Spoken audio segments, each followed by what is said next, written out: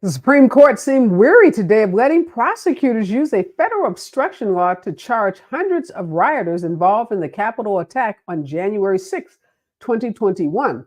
Now, a decision rejecting the government's interpretation of the law could not only disrupt those prosecutions, but also eliminate two of the federal charges against former President Donald Trump in the case accusing him of plotting to subvert the 2020 election. And after the first day of jury selection, a day where Donald Trump seemed to be sleeping in the courtroom, Donald Trump's criminal trial saw the dismissal of dozens of potential jurors who said they could not be impartial. The first seven jurors, however, were chosen today as Trump looked on. The picks came after a morning session in which several more potential jurors said that they could not be unbiased, underscoring the challenges of finding a fair panel in Manhattan. The University of Southern California said it has canceled plans for a graduation speech by this year's valedictorian, who happens to be a Muslim woman. The school said the decision stemmed from security concerns after several pro-Israeli groups objected to the valedictorian because of her social media posts supporting Palestinians. Virginia Fox, the Republican congresswoman from North Carolina, has spent the last few months giving elite schools a hard time. As the chairman of the House Committee on Education, she oversaw a tense hearing in December that spurred the resignations of presidents of Harvard University and the University of Pennsylvania. Tomorrow, she will preside over a hearing in which the president of Columbia University will be in the hot seat. And President Biden is spotlighting his Pennsylvania upbringing in a new digital ad called Scranton, which his campaign released today. Now, this ad in the battleground state ahead of his return to his childhood home features his cousin and a childhood friend, both who seek to cast Biden as the only candidate that has a sympathetic ear to the middle class. And the Tennessee House plans to vote on a bill that would ban local municipalities from using funds to study or disperse reparations to descendants of formerly enslaved people. Now, a companion bill already passed the state Senate during the last legislative session.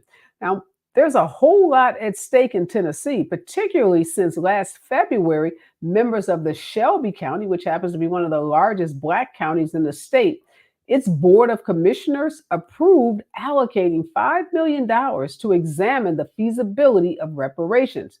Now, remember, this is the same state that made national headlines last April when Representatives Justin Pearson and Justin Jones were both ousted, eventually finding themselves reinstated to the state house. And Rudy Giuliani is back in the news, and this time, like for the last year or so, it's not good news. He has been attempting to have his $148 million defamation judgment against him from late last year overturned.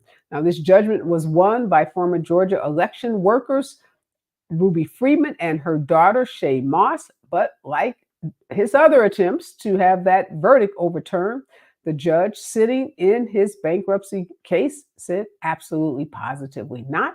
The judge that sat as the trial judge in this case also said absolutely positively not. This is the news, and this is Areva Martin in real time, and I'm your host, Areva Martin. This is your one-stop destination for today's trending news, expert analysis, and my unfiltered opinions.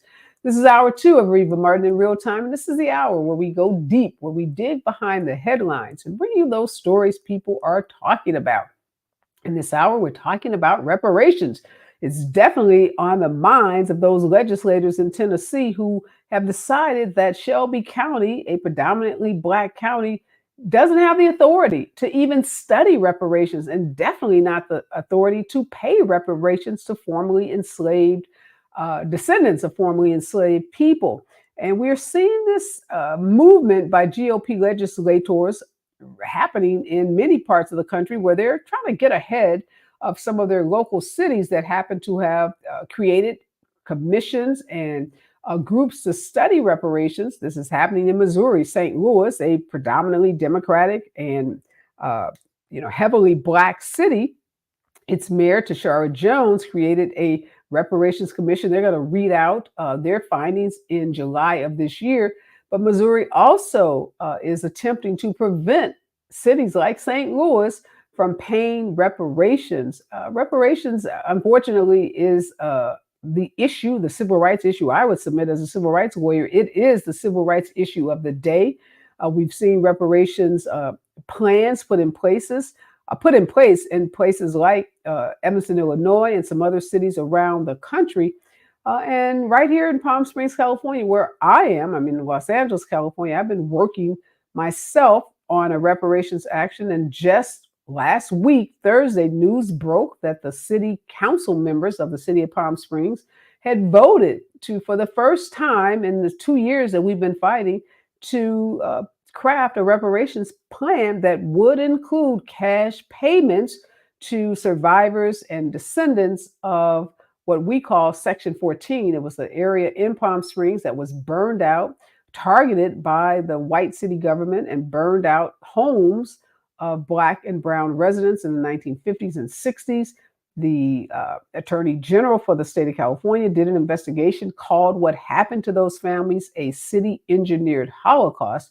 And although the city of Palm Springs 2 years ago issued an apology to my clients, over 1,000 survivors and descendants, it didn't do much else. It just issued that apology. And we've been fighting for 2 years, trying to get them to recognize their obligation to make restitution. It's not your typical reparations action. I call it a cousin to reparations, because this is a very narrowly tailored action and very specific actions taken against a very specific group of people.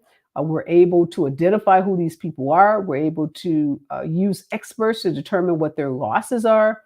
So it's not related to these individuals being, the descendants of formerly enslaved people, although a lot of my clients are just that as well. But these actions where folks around the country are realizing and finding their voices and demanding that cities and counties, and in some cases states, make them whole, provide some kind of reparative justice for racially discriminatory actions that were targeted primarily towards Black folks, that resulted in the loss of property, of land. We've seen this with Black farmers in the South. We see actions all over this country where folks are saying, you know what, you stole either our labor, as in the case of Jesuits. A case I'm handling out of St. Louis involving St. Louis University involves billions of stolen wages from formerly enslaved people by the Jesuits to build St. Louis University. So whether it's requests and demands for repayment in instances like that, or like we see in California, where a reparations committee met for 2 years and said California should pay reparations to formerly enslaved people. This reparations movement has taken foot and taken hold, I would say, in the country. And there's no stopping it. There's no turning back now.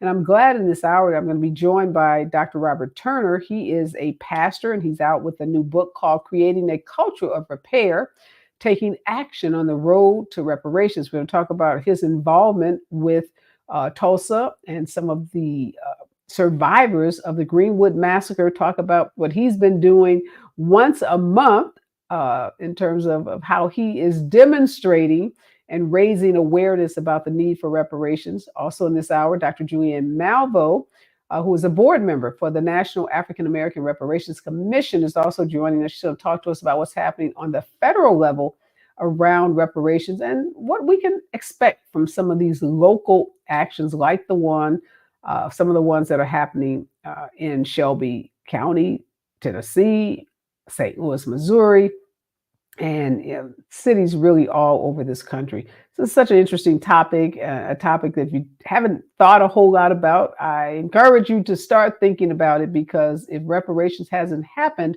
in your community yet, it is likely to be happening in the very near future.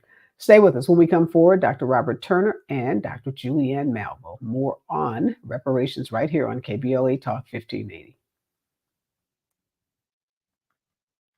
You're listening to Areva Martin in real time on KBLA Talk 1580. Always night pads are designed for a perfect night's sleep, so you can do your bear hugging a pillow thing, your free falling starfish thing, your burrito in a blanket with the AC blasting thing, while Always night pads with rapid dry technology do their we've got your back with fast absorbency and up to 10 hours of protection thing. So while your period's doing its own thing, Always lets you do your sleep freely with a heavy flow thing. Find Always pads at your local Target store or online. 1 in 3 children born today will get diabetes. This sad prediction by the Centers for Disease Control will come true if millions of Americans don't improve their lifestyles, especially by changing what they eat, how much they eat, and how active they are every day. Every 23 seconds, another American gets diabetes. Stop diabetes before it starts. To learn more, contact the American Diabetes Association or download our free diabetes education programs at learningaboutdiabetes.org. Febreze Fabric Talk. Hey, it's me, your couch. Today's my favorite day of the week. Febreze Fabric Spray Day. The occasional deep cleanse are nice, but in between, you know I'm needing a refresh. Ooh, here she comes with the Febreze Fabric Spray. Oh yeah, spritz them armrests. Don't be shy. Nothing like a good spray down to get me smelling so fresh and clean. Don't forget my back. Nice. Febreze Fabric Spray. It's just that easy. Now we can both breathe happy. Febreze. La la la la la. KBLA Talk 1580. We've got a lot to talk about. KBLA reminds you that when we fight, we win, and we don't black down. LA Community Action Network, or LA CAN, was formed in 1999 when 25 residents of downtown LA came together and acknowledged the problems that existed in their community and made a commitment to do something about those problems, to stand together, organize, and become a force in the community that demands change. Civil rights and preventing the criminalization of poverty are their core projects. In addition, they take on women's rights, the human right to housing, and healthy food access. LA CAN also has projects focused on economic development, civic participation, voter engagement, and community media. While downtown LA remains their home base, with a particular emphasis on the Skid Row community, in 2007, they expanded their housing and healthy food access work into South Central Los Angeles. LA CAN believes that power for low-income people and people of color is achieved through a large, active, and well-informed member base that utilizes a multitude of methods to advance their messages and goals. If you'd like to join the Los Angeles Community Action Network and organize people to fight back against oppression, please visit cangress.org. That's cangress.org. This is a community call to action from KBLA Talk 1580.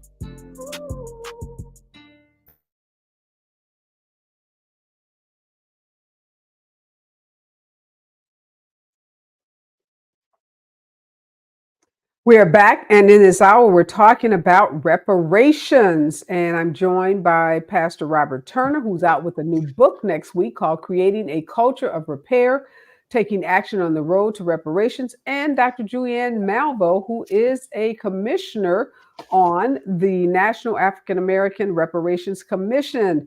Thank you so much to both of you for joining me in this hour. We have been in this conversation before about reparations, but this time, Pastor Turner, you are taking your reparations activism to a new level with a new book. Tell us about your book. When does it hit the book stands, how people can purchase it, and what they're going to find when they do get their hands on a copy of it. Thank you. How are you? And glad to be on your show. Dynamic, powerful attorney, Areva Martin, and along with my good friend and colleague, Dr. Julianne Malvo. This is the book that I have, Creating a Culture of Repair. It will be available at every bookstore on April 24th of this month. It took me 3.5 to 4 years to write. Started it when I was in Tulsa, Oklahoma, and finished it here in Baltimore. It is the longest list of reparatory ideas by an individual in the country. California, the task force has 125. In my book, there's 100 stated, but within each one, there are others as well. And it breaks down the historical need for reparations, and it breaks it down with the UN categorization of what reparations actually is. and also sensitive to what people like NARC have stated what reparations is. But in addition to that, it breaks it down into 4 categories of what individuals can do who are tired of waiting on their government, what the society can do, what community members can do, what institutions can do.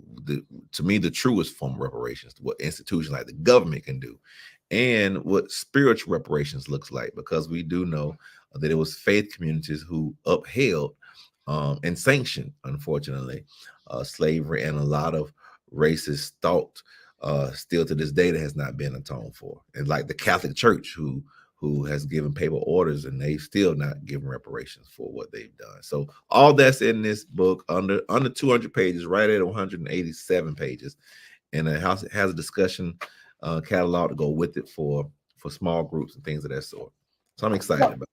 I'm really glad, Pastor Turner, that you focus on individuals and what individuals can do, because oftentimes I think when people hear the term reparations, they think of it as something that's so overwhelming. They get caught up in, not only what does it mean, but who should receive it? How can I have any influence on it? It's something that a big government has to do. And if my government isn't taking any kind of action, then there's nothing that I individually can do.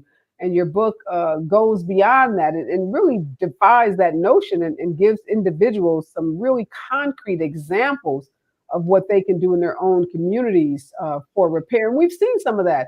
We've seen individual family members who families benefited from slavery, actually taking monies from their family's trust or their family's, the money that they've inherited from their family to pay college tuitions for students, or to in other ways try to enhance or enrich the lives of the descendants of formerly enslaved people. So thank you for writing this book and for recognizing that reparations doesn't have to be some lofty idea that only can be addressed by some big institution like your city or your state.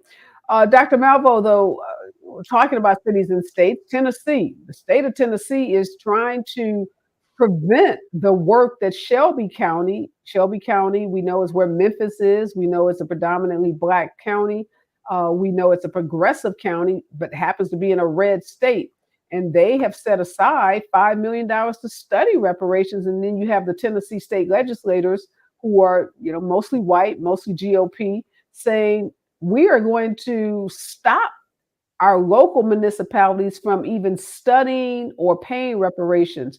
And we see this kind of tension between democratic cities and red-led states happening, not just in Tennessee, but I mentioned Missouri and some other places. So what can we expect to happen with cities like, or counties like Shelby County, who are trying to move forward on this issue, but yet they're running dead smack into these GOP legislators? Well, Areva, we've talked about this on many occasions, and I want to greet my brother, Reverend Turner. I'm so proud of him and the work he's doing, walking 40 miles once a month in sweltering heat on one occasion. I think we're going to have to bring the brother back from the dead in August, because he came to us sweating, but he came. And that's just so important. And he is very important in this movement. What has happened? There is an anti-Blackness that has taken over our nation. And we see it in so many ways. Areva, we see it with the attacks on Black women. We can talk about young, lovely Angel Reese and the horrible death threat she got just because she was as good as that Caitlyn person. Just because she was as good as and beat her on one occasion, she got death threats because she's an excellent basketball player. We know about what happened with Dr. Claudine Gay at Harvard. We know what happens daily with our Vice President, Kamala Harris, and the kind of attacks that she receives. And so in this context of anti-Blackness, these folks want to repudiate or erase whatever has happened to us. They don't want to talk about it. They want to take it out of the schools. We've seen the 1,600 books that have been banned, including books by Toni Morrison and Alice Walker and others. We've seen, number one, first we had legislation that says you can't teach CRT. Well, that's critical race theory. Nobody is teaching that to fourth graders. CRT, critical race theory, is a legal concept that you might get in your senior year of college. You might get, or you have to go out of your way at a law school to take that particular class, which is not required for graduation. Now there is an anti-DEI movement, diversity, equity, and inclusion.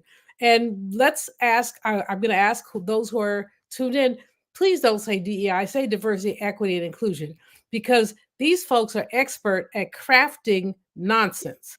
So they will say DEI, and so, oh, that means Black people are taking over. No, it means diversity, equity, and inclusion. Are you against equity? Are you against inclusion? So, but in any case, that's a new wave of legislation. And so, in the middle of this, in Tennessee, you have these legislators who say you can't talk about reparations. And it's passed the one house, it'll pass the other this week. We have to fight. This is just a signal to fight back. We know what real is. I mean, congratulations for the last thing that happened in Section 14, Palm Springs, where they did agree that they're going to do something. Now, something is always amorphous. And as you and I know well, when you talk about money and Black people in the same sentence, white folks get real nervous. But they're like, what do you mean give the Black people money? Well, you burnt their houses down, y'all. But they get real nervous about that. And we have to resist that. The Tennessee legislation is absurd. I have the privilege of talking to the brother, and his name escapes me now, who is leading the charge in Memphis. He's a pastor, and he's leading the charge to say, But the fact is that this is a super majority, a super Republican majority, both houses and the governor. And we know what they've done in Tennessee. They've dissolved the board of Tennessee State University, a historically Black land-grant college, dissolved the board, kicked the students off the board to just move ahead. So what we have to be able to do and say is this is unacceptable. Racial violence is real. Reparations, in the book I'm working on, the lynching culture, the wealth gap and reparations. Lynching culture says that white people can do whatever they want to Black people with no consequences. That gives you a wealth gap and inequality in law and makes a case for reparations. And so that's where we are. Reverend Turner, I'm looking forward to your book. You better send me one. But Reverend Turner is brilliant, and he's been doing this work. Areva, you've been doing this work. We've all been doing this work, but there is a resistance to history. There's a resistance to truth. They don't want to hear it because and nobody's trying to make little white children feel bad. This is history. You don't have to. I'm so glad you said that. Julianne, you definitely, tied all of these movements together. And at the core is this anti-Blackness, this backlash that we're seeing after George Floyd's murder, when white people believed that somehow Black people had gotten too much and they needed to snatch it all back. Dr. Turner, Julianne talked about your march, your 40-mile-a-month march. Tell us about that, why you started it, and what you hope you are accomplishing by making such a incredible personal sacrifice. Well, first and foremost, it is a spiritual act of divine witness, in the vein of Richard Allen, a Frederick Douglass, a Harriet Tubman, and contemporary people like the late great legend Chip Murray, Los Angeles, who we miss and will always remember for the great civil rights work, human rights work he did in California. Every generation has somebody that's willing, thankfully, to be a voice, right? And this work of repair, it is one that sometimes it can get lost in the chaos of the needs of Black people. We need so much. Sometimes it's hard to remember the oldest crime against us. There are so many, but the oldest crime against us is the fact we were kidnapped commodity here, and we have never been repaired from that.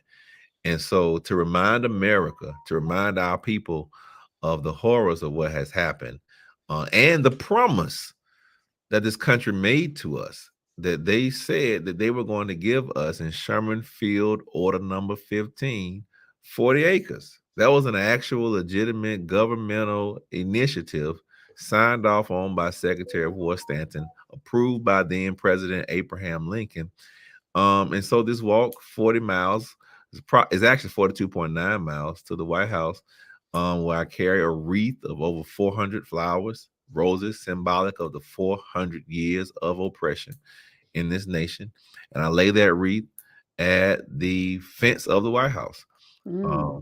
And I pray and I read scripture. And just as Joshua walked around the walls of Jericho, I now will be, Lord, if Lord blesses me to finish it this Thursday, I would have walked it 19 times. Wow. That is so incredibly impressive. And we know, as you said, those great civil rights icons whose shoulders we all stand on, they made personal sacrifices, whether it's, sacrificing time with their families, sacrificing jobs, sacrificing money, sacrificing, their bodies. In this case, you're walking 42 miles, which, as Julianne reminded us, sometimes in the hottest of weather. And we're grateful for your witness. We're grateful for you standing up in the way that you are doing, both in Baltimore and the way you did in Tulsa. When we come forward, I want to talk about how reparations is playing out in different parts of the country, and then with younger people in particular, and why this election year, is so important to the continued efforts of those who are fighting for reparations. Stay with us, KBLA Talk 1580. Right time. More of Areva Martin in real time when we come forward. I'm Amber Payton. Here's the latest on the Black Information Network. Reverend Dr. Frederick Haynes III has resigned as president and CEO of the Rainbow Push Coalition after less than a year. Introduced by Reverend Jesse Jackson as his successor in July 2023, Haynes, who is Black, issued a statement expressing commitment to the organization's legacy in pursuit of social justice. Virginia is celebrating Black Maternal Health Week for the first time. The goal of the week is to have more healthy, happy babies and mothers. Director of the EVMS Center for Maternal and Child Health Equity, Dr. Lindsay Robbins, tells Wavy News 10 there's a lot of work to be done to help minority moms. Black maternal mortality rates are higher than any other racial group. Dr. Robbins says it's important to have direct resources to women in vulnerable communities. That's the latest. I'm Amber Payton on your home for 24/7 News, the Black Information Network. Great news over in Universal Cities 101 South at Universal Studios Boulevard, as a car has been cleared from lanes and heavy traffic continues from Highway 134 to Hunga Avenue split. Also, watch for a 35-minute traffic jam that continues between Hollywood Boulevard and Mission Road, also on the 101 South. Now back in Orange, traffic jam continues on the 57 North between Chapman Avenue and the 91 Riverside Freeway. A 40-minute traffic jam in Anaheim is ahead on the 91 East between the 5 Santa Ana Freeway interchange and the 91 Express lanes. And a 40-minute traffic jam in Irvine is ahead on the 5 North between Highway 133 and Ball Road. True Green is the easiest and most affordable way to get a beautiful lawn. All you have to do is water and mow. And to top it off, when you sign up for an annual plan by April 20th, you get one application free. Call or visit TrueGreen.com today. Restrictions apply. This is the KBLA Sports Minute with Ray Richardson. The attorney handling O.J. Simpson's estate has changed his mind about paying the civil lawsuit settlement to the families of Nicole Brown Simpson and Ron Goldman. Malcolm Laverne, an attorney in Las Vegas, said last week after Simpson's death that the families would not get any part of the $33.5 million judgment that was awarded in 1995. None of the money has been given to the families after a judge ruled in their favor in the wrongful death lawsuit against Simpson. Laverne said he would begin the process of payments to the families based on Nevada law. Laverne did not disclose if Simpson's estate had enough money to cover the $33.5 million. Former Clippers star Blake Griffin announced his retirement today. Griffin played 8 of his 13 NBA seasons with the Clippers. He was a major attraction in the Clippers' Lob City era after the Clippers drafted him in 2009. No debates, no speculation, just the info you need. That's your KBLA Sports Minute. I'm Ray Richardson on KBLA Talk 1580. Follow the leader. KBLA Talk 1580. Follow the leader. If you're not following KBLA Talk 1580 on all of our socials, then you're missing out. Download our app and find us on Facebook, Twitter, Instagram, YouTube, and on the web at KBLA 1580. That's right. Again, you can find all of our socials at KBLA 1580. We've got a lot to talk about. By the way, if you miss any of our weekday shows in real time, you can always catch up by checking out the podcast of your favorite shows at your leisure. At KBLA Talk 1580, we've got your black. Got your beer. Follow the leader. Following the leader. Oh my God. Follow the leader. Follow the leader. Follow the leader. We asked seniors how to prevent Medicare scams. My best advice, if you get a phone call, do not talk to the person. These people are well trained. Don't talk to them. They don't know me. They're just trying to scam me. Don't be fooled. Hang up. Just hang up. Never give out your Medicare number. They're going to get your number and put in a false claim. If I get a call from someone, I don't pick up the phone. And should I pick up the phone and they ask for information, then I hang up. How do you detect Medicare fraud? Just like I check my credit card statements, I check my Medicare statements monthly. Scammers can get a hold of your number, order medical devices through your account, and you're not even going to know about it if you don't look at your statement. Check your statement every month. If you get your statement and you see something that you know you did not have done, you report it. Call your senior Medicare Patrol. To report Medicare fraud, call the Senior Medicare Patrol at 855-613-7080. Getting connected has never been easier. Get free Wi-Fi at all LA County library locations, inside the library and outside in the parking lots. Visit your local library and get connected today. Climate justice, climate equity, climate resilience. By any other name, we demand environmental justice in 2024 and beyond. We're KBLA Talk 1580, and we don't black down.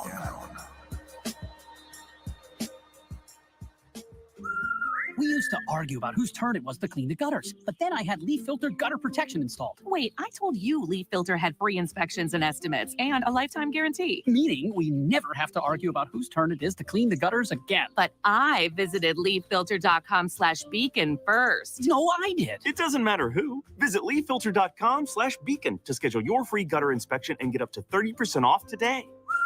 See representative for warranty details. Promotion is 20% off plus a 10% senior or military discount. One discount per household. Without the ones like you, who work tirelessly to keep things running, everything would suddenly stop.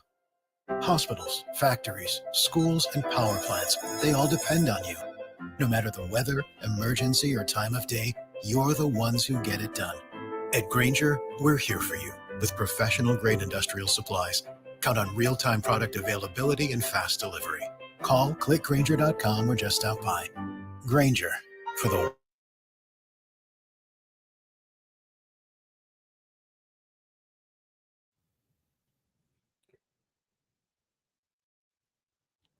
We are back, and in this hour, we're talking about reparations. And Pastor Robert Turner, pastor out of Baltimore, Maryland, is out with a new book next week called Creating a Culture of Repair, Taking Action on the Road to Reparations. The book will be in bookstores around the country on April 24th. Make sure you pick up a copy of it. Also in this hour, Dr. Julianne Malvo, who is a board member for the National African American Reparations Commission, otherwise known as NARC. Pastor Turner also sits on that board, the board of NARC, that is.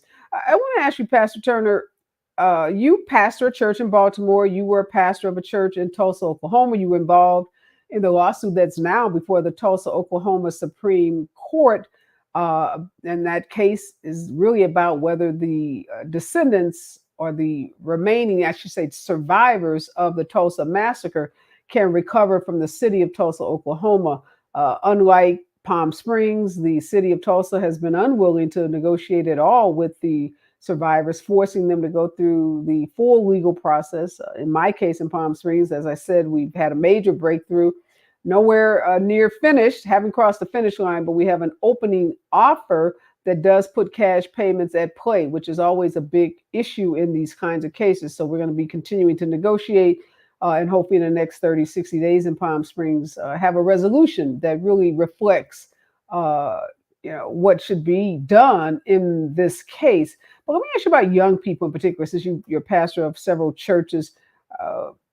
I don't get the sense that this issue, this urgency around reparations that folks like you and me and Dr. Malvo and others feel. Talk to us about what you see when you're out doing those walks, those 42-mile walks to the White House, or when you're in your church talking about reparations. What's the feedback from younger folks, particularly younger Black folks? Well, first, I want to just commend you. I don't know if your audience was, because you spoke about it so matter of fact and candidly, and as if it wasn't such a big deal. But like what you're doing in Palm Springs is incredible. The fact that you already, have them, and I mean, already have them willing to give payments, right? That's a big deal, and I commend you for the champion for justice that you are. That would be groundbreaking. That by itself, in a lot of places, is a victory. In Tennessee, that's a victory, right? Because they're trying to keep it from being from tax dollars from being utilized in the first place for reparations. So that's a big combination, and that helps carry the conversation forward even far. Thank you. Even for more people to find out about. As it relates to young people, I've seen both ends of it. I mean, admittedly, I'm 40 and I'm 41. I started this walk on the eve of my 40th birthday. 40 for 40 had a lot of symbolism for me. But I have also seen that young people who are aware about what has happened. I will never forget. I mean, it happens all the time now. When I meet young people as I'm walking by and they see my sign as they show it right now, I am so tired in this picture. My feet are killing me. Matter of fact, and when they find out that a young man is walking this far for reparations, they're like, "What is that about?" And once they find out, really about what happened to us, because our history is not being taught in school. That's why I agree wholeheartedly with what Dr. Malvo stated, about this whole critical race theory is a facade. They really just don't want Black history taught. No, I'm sorry, Black suffering taught, because it's American history. They don't want Black suffering taught. And so our young children don't really know, and they've gone, especially those who've gone to integrated schools, they're not taught Black suffering. They're taught the suffering of the Europeans. They're taught the suffering of, in some cases, indigenous Americans. But they don't learn suffering of Black people. And so that's the ones that I found that may not be as passionate about it as I am, are those who just really need more education. And the other group are those who think that we've already made it. And that's a whole other conversation. And they think that, reparations is almost an insult to them, because it's saying that you need something. And I have to remind them, it's not about what we need, it's about what we deserve, and how this country has given reparations to other groups. When I mention how other groups have gotten it, for instance, today, April 16th of 1862, DC, slavery was abolished in DC. This day, April 16th in 1862, slavery was abolished. And the U.S. government gave the slave owners $300 per slave. The slave owners. Exactly. They gave the slave owners $300 per slave. And today that's about $9,200 and some change, $9,200 per slave. And the slaves who were working, the enslaved people who were working, got nothing. And a lot of them had to stay on the plantation as sharecroppers because they knew nothing else to do. Yeah, it's really important that you note that, because, and some people may ask, well, why were they paying the slave owners? And the simple reason is commerce, is that enslaved people were commodities. They were the property. And, it was a thought, let's compensate. You lost your property. When you lost your control over that enslaved person, it was like losing property. Dr. Malvo and I were at a teach-in in St. Louis a couple of months ago, and Black history professor put it best. He says, Black people came to this country and they were thought of like a chair. And so if you think of, we were chairs, and somebody is taking your chair away from you, the government is now compensating you for that chair. Dr. Melville, so Dr. Turner, Pastor Turner says that some young people feel like they don't want reparations because they've arrived. They don't need anything. They think it's some kind of stigma associated with it. It says that they're less than. They bought into these talking points that says that, you know, if you're really successful in this country, you pull yourself up by your bootstraps. Is that also a pervasive uh, sentiment amongst, I'll say, those over 40, those over 50? So is that, because I can't imagine that this is just the thoughts of younger people. What do you encounter across the country as you travel, having this conversation amongst those folks who are in their 40s and 50s and older? A plurality, Areva, a plurality of African American people support reparations, but not an overwhelming majority. Many Black people, we don't need it. There's also an enormous amount of shame attached to having been enslaved. So people don't want to talk about that. Or with lynching. There in Rosewood, Florida, there are people who know about what happened, older people, you know, some deceased, but older people, but they won't talk about it. They know that the white woman who told the lie about a Black man raping her when it was her white lover who raped her, and she didn't want her husband to know that she had a dude on the side, and so she blamed it on a Black man. But people knew about it. There was a Black woman who was in the yard at the house who knew what happened, but was afraid to say. So there's fear and shame and all of that connected. And a lot of people just don't want to talk about it. It is painful. There's a book called Lynching as Spectacle, which it talks about how the shame is attached and people wouldn't talk about it. Now, years have passed, of course, but even still, there is a reluctance to talk about what happened. And so there are many who just say, let's just forget about it. But how can we forget about it when it left us with a wealth gap? With a wealth gap that affects our day-to-day lives, and with public policy like the Fair Housing Administration that redlined us out of a lot of stuff. And I could go down the list. A GI Bill that excluded Black people from the benefits of education. You can't forget about it, but many would like to. And it's frightening, but it's real. People who are traumatized, and our people have been traumatized.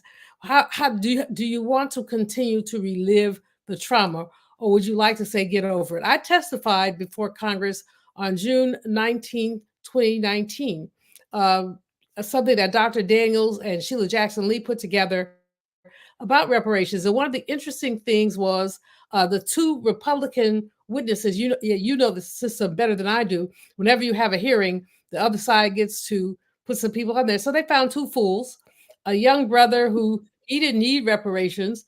He was also caught pole dancing somewhere on a subway. So, but he didn't need reparations. He thought everything was going to be okay. And an Army fellow who said he would be ashamed to accept reparations. Well, what is the shame of getting basically the results of your parents, grandparents' labor? What is the shame in that? There is no shame. And so there are a lot of Black folks who just feel extraordinarily ambivalent. There I am being all animated. They're like, you could calm down. I'm like, nah. But there's a lot of ambivalence about reparations because the ambivalence is about what happened to us and how we don't want to own it. No, really excellent points, because it helps, I think, us frame and give grace, right, to those people who are still dealing with the racial trauma. And we know from Dr. Cheryl Grills that racial trauma is generational. So even though we weren't enslaved, those of us who are on this conversation, those of us who are watching and listening, we weren't enslaved, but we still carry the trauma of our ancestors. And not enough is done to teach us about intergenerational trauma, I think, and to tell us, to teach us the story of how others have rightfully claimed reparations and have not felt any shame about it. And it's so important, like the book that you've written, Pastor Turner, to help break down some of those myths that people have about reparations. When we come forward, I want you to give us a couple from your list of 100, particularly those that individuals can do, because I think it's important for those people who may feel overwhelmed by reparations to have some practical things that they can do in their daily lives. Stay with us, KBLA Talk 1580. You're listening to Areva Martin in real time on KBLA Talk 1580. These statements have not been evaluated by the Food and Drug Administration. This product is not intended to diagnose, treat, cure, or prevent any disease. What's up? I'm tired of feeling so bloated. That used to be me. Then I got this. Align Bloating Relief plus food digestion. A probiotic, right? Yeah, it works naturally with your gut to help soothe occasional bloating and gas. Plus, it has vitamin B12 to aid digestion by helping convert food to cellular energy. 2 benefits, 1 capsule. Align Bloating Relief plus food digestion from the #1 doctor-recommended probiotic brand. Learn more at alignprobiotics.com. Sometimes I struggle to get to sleep. My body stopped for the day, but my mind is still running. So I take ZQuil. ZQuil, the world's #1 sleep aid brand, has a range of non-habit-forming products to fit you and your family's needs. Invest in a great night's sleep for the best you tomorrow. I'm awake and ready to take on anything. Better days start with ZQuil nights. Explore our products at ZQuil.com. Use as directed. Keep out of reach of children. Paid for by government. Did you hear? A secret hoard of 1893 $10 gold Liberty coins has been found. These gorgeous 1893p gold coins are as bright and shiny as the day they were struck, and less than 200 of these gold coins are available. Coin experts are calling this secret U.S. gold coin discovery a once-in-a-lifetime opportunity, and you can own a piece of the hoard. When you call, you are guaranteed an 1893 gold Liberty struck at the iconic Philadelphia Mint. With limited availability, you must call now. These 1893 dated gold coins are still in uncirculated condition with brilliant luster. That is 131 years of history you can hold in your hand. To learn more, call 1-800-473-3993. Call now and you'll receive a free bonus, a $50 value free with every order. Call 1-800-473-3993 now to secure your 1893p $10 gold Liberty coins before they sell out. That's 1-800-473-3993. We used to argue about whose turn it was to clean the gutters, but then I had leaf filter gutter protection installed. Wait, I told you Leaf Filter had free inspections and estimates and a lifetime guarantee. Meaning we never have to argue about whose turn it is to clean the gutters again. But I visited leaffilter.com/beacon first. No, I did. It doesn't matter who. Visit leaffilter.com/beacon to schedule your free gutter inspection and get up to 30% off today. See representative for warranty details. Promotion is 20% off plus a 10% senior or military discount. 1 discount per household. I feel occasional burning and stabbing in my hands as I age. I sometimes feel numbness and tingling in my feet as I get older. It's starting to get in the way of doing what I love. At Nervive, we hear you and we can help. Nervive's clinically studied dose of alpha-lipoic acid reduces occasional nerve discomfort in as little as 7 days with continued daily use. Now that I know, I'm taking control. Try Nervive Nerve Relief and say yes to healthy nerves. These statements have not been evaluated by the Food and Drug Administration. This product is not intended to diagnose, treat, cure, or prevent any disease.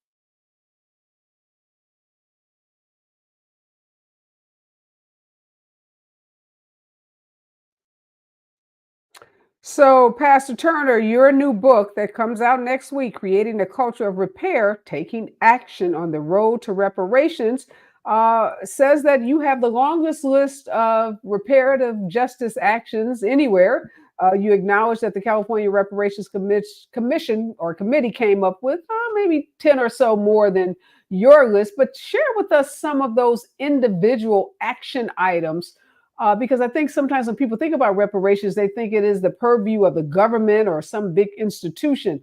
But you've broken your book into sections and you give individuals some to-do lists that they can follow if they want to get involved in this movement. So give us a couple of the ones that you think are going to resonate the most with readers of your book.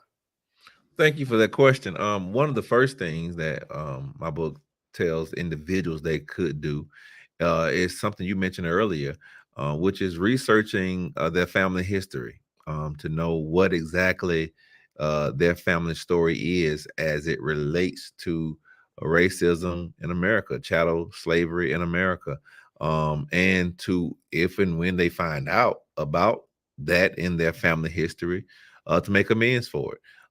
Additionally, we need to have a serious understanding that white privilege is real.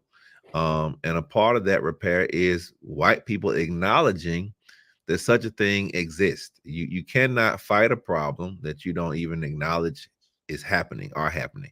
Notice, I didn't even say they had to admit they were racist, but just admit that you, as a white person in America, you have privileges that non-white people cannot take advantage of at all.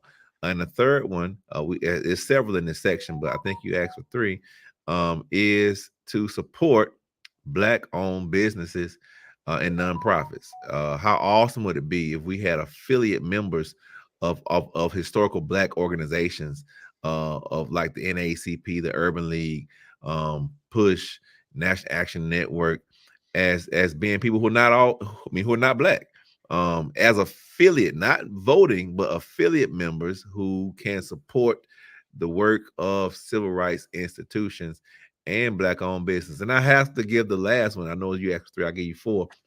Decolonizing your bookshelf. You know, how many white families have books on their bookshelves written by Black authors, right? You know, to decolonize your book, or for people who may be Black, but they may be a Candace Owens Black. You know, they may be have a colonized mind. They may be like the governor, like the lieutenant governor candidate in North Carolina. Decolonizing your bookshelf to include people who have an emancipated mind frame to have in your library. Well, they can start by decolonizing their bookshelves with a copy of your book that's out. That's right. On April 24th. Next week, the book comes out and it's available in bookstores and I'm sure online, everywhere books are sold. Julianne, last question for you. Pastor Turner said, you know, acknowledging that white people enjoy privileges. Jane Elliott, anti-racist advocate, you know, did a lot of work around white privilege. We know Robin DiAngelo has done a lot of work around white privilege. A friend of mine wrote a book, did a podcast a couple of weeks ago where she says certain Jewish people or some Jewish people enjoy white privilege. And she was deemed an anti-Semitic author, and a talk that she had scheduled for Columbia University was postponed. I believe it was actually canceled. So even the notion of white privilege for a lot of people is like calling them a racist. Why is that term so triggering when it has been indisputably proven that there are privileges people who are white enjoy over people who are Black, people like the three of us who may have advanced degrees and, you know, be considered, you know, I don't know, muckety Black folks, but, you know, a white person with a high school GED still enjoys privileges that we don't. Absolutely. People are afraid of the truth. That's all. People are afraid of the truth. You mentioned one of the anti-racist authors, and there's Tim Wise. There are many. People are afraid of the truth, and the truth threatens them. Because if you're white and privileged, you don't want to own that privilege. I'm just doing my best, and you've got advantages. I remember back in the good old affirmative action days when a member of Congress said, why should the daughter of a doctor get privilege over a working class daughter of a white person? And the answer is there are still barriers. No matter, we all have all experienced, you know, all kinds of things that occur because of white privilege. So white people put their feet on my property very recently. I'm gonna have to hire you. I said, why are you on my property? The woman said, prove that it's yours. She's in my yard, in my property. And then she said, well, I don't mean any harm. I just came to look around. I said, this is not a museum, itch. You need to get up off of my property before I call the police. And she said to me, who will they believe, you or me? I said, with this driver's license with my address on it, they will believe me, and I will have your behind incarcerated. And then I called somebody. I really didn't call anybody. I called a friend. I said, I need to get your legal services. It was just a friend, but I just faking. I said, what should I do? And she said, take a picture and call the police right now. So I put my camera up, but of course I'm such a klutz. You know, Roland dogs me out all the time. I can't talk on the phone and take a picture at the same time. But I put the camera toward them. They ran out of there. They totally ran. But the caucasity of being in my, you know, this is not your property. So why are you in my yard? You know, and we're just looking at even the boldness. Well, wait a minute. The boldness to say, if you call the police, you know who they're going to believe. Not you, the Black woman homeowner, but me, the white woman trespasser. Exactly. I mean, even to be so emboldened as to state that out loud. And to one of my neighbor's credits, he ran over and he started yelling at. They ran, but it's like ridiculous. And I live in, off 14th Street, DC, highly whatever neighborhood. Everybody wants my house. I get notices about every other day. Will you sell your house? Answer, hell to the no, colonizer. But but that is the privilege that they have. And I bet you, depending on which police came, there would have had to be me showing my ID.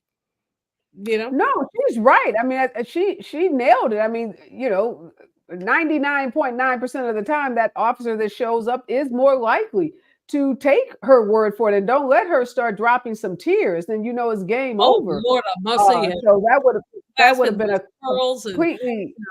And she made me. I had another policeman chastise me. It's a long story because I made the white woman cry. Yeah. I said, well, we are out of time. So such an interesting conversation. This conversation of reparations. I am so again happy. Pastor Turner, his book is coming out on the 24th of April, and it's called "Creating a Culture of Repair: Taking Action on the Road to Reparations." Make sure you pick up a copy everywhere books are sold. Support Pastor Turner too. Tell us real quickly where people can find you on social and where they can join you on any Sunday morning. I am on Instagram at Rev Dr. Robert Turner, REVDR Robert Turner. On Sunday mornings, I'm at the most powerful place on the planet called Empowerment Temple, 4217 Primrose, or etame.net, where we show all of our sermons live stream, and they're stored on our YouTube channel as well. And that's Baltimore, Maryland. So if you're in the DMV, make sure you check out Pastor Turner on Sunday mornings. Thank you so much. Congratulations on your new book. Thank you for all the work that you are doing to lift up the issue of reparations. Thank you, Julianne. Always good to see you, my sister. Next voice that you hear will be Robin Ayers in the Raw Report right here on KBLA Talk 1580. Stay with us.